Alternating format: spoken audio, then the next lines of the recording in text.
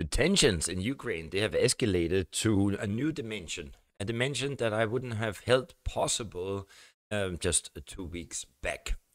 So I live in Ukraine. I'm here. So this is literally live from Ukraine. And my name is Nico Harachi.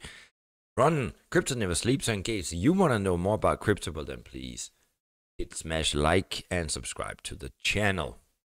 So the top news of today, or let's say the top developments, are many indeed. Or let's say not so many, but they are serious. But first of all, in the Ukrainian media, Russia has been accused of having bombed a kindergarten. Now Russia came back and saying that's propaganda. So we're gonna have a look into that. But this is obviously not a good piece of information. Secondly, we are also seeing the United Nations having meetings as we speak.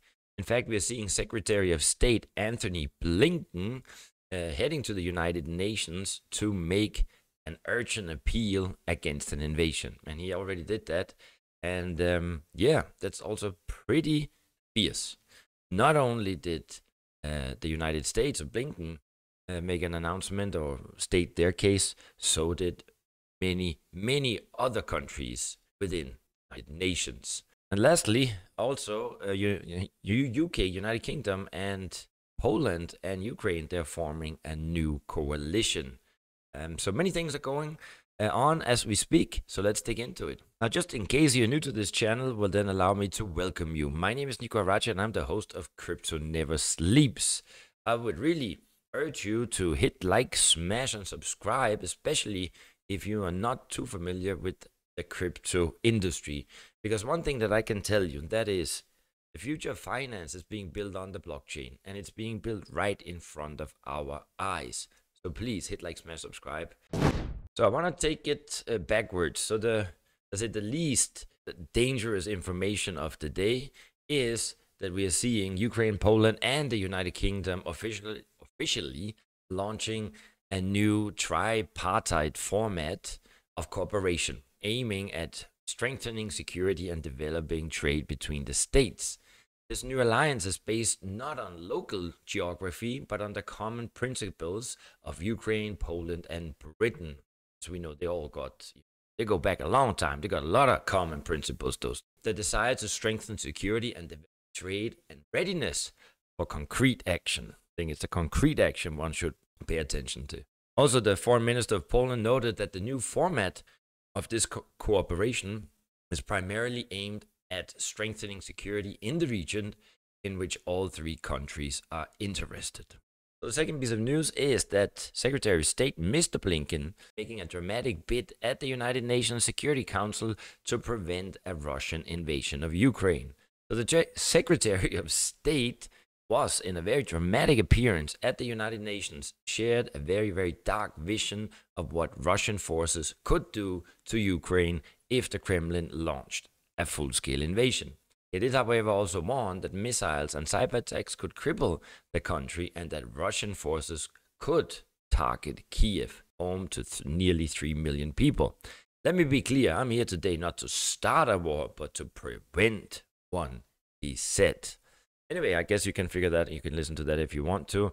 Not only did he speak, but also the United Kingdom were also speaking and addressing and firmly, basically warning Russia. And so did Norway. Norway is actually even a neutral country. But I would say across the board, they are really threatening Russia or reminding Russia to stay away.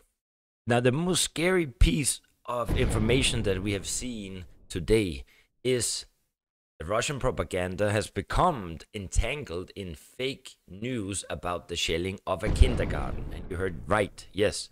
There are claims that the Russian army or the proxy army, the separatists, have actually bombed a kindergarten. Ukraine is accusing Russian-backed rebels of shelling a border village as both sides lobbed charges that the other was violating a ceasefire in eastern Ukraine. I think you do know that that is the flashpoint between Kiev and Moscow since Russia annexed Crimea in 2014. So Kiev has called the shelling, and in case I didn't know what a shelling is, but basically shelling is a bomb. Kiev called the shelling a provocation and tied it to Russia.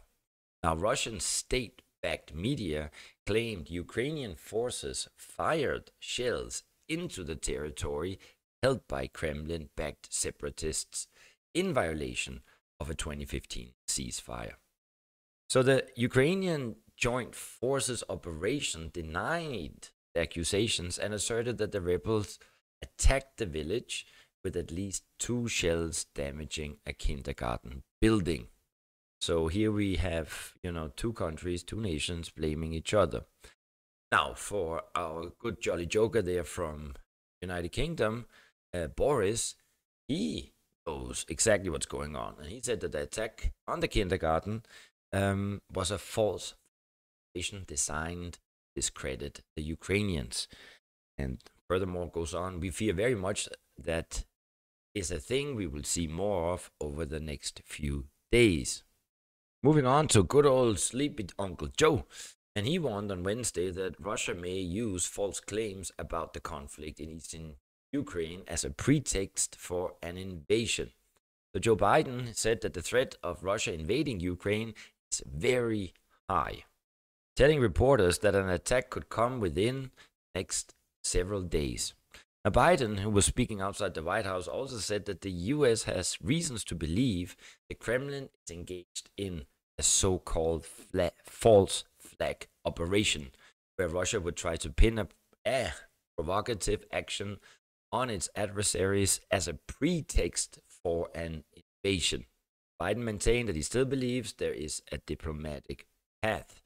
Now, what I would like also here to add is that Biden also thinks that he believes that we could see an invasion after the Olympics in China. But just remember, he had already pointed out that we should see an invasion yesterday, which we didn't see. But one thing is guaranteed, to keep us on our toes. So that's it from this update here live from Ukraine from today. I guess when we go through the news of today, I find it scary. I find that there's a certain amount of tensions. There's a certain amount of aggressivity. I feel that this is not the end. I had hoped that they wouldn't invade yesterday and military exercises are over in Russia, and Russia is allowed, even from international law, to put Russian troops in Russia wherever they like. As long as they haven't crossed the border, I guess done anything wrong.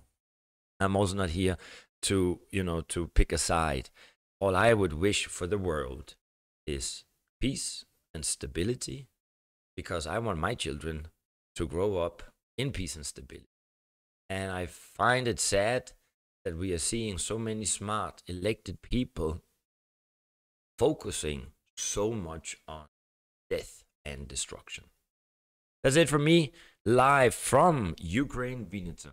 In case you want to see more of me or get to know each other, well then please hit like, smash, subscribe, and educate yourself about the blockchain. Stay safe, stay sound. Don't think and don't ask questions that could lead to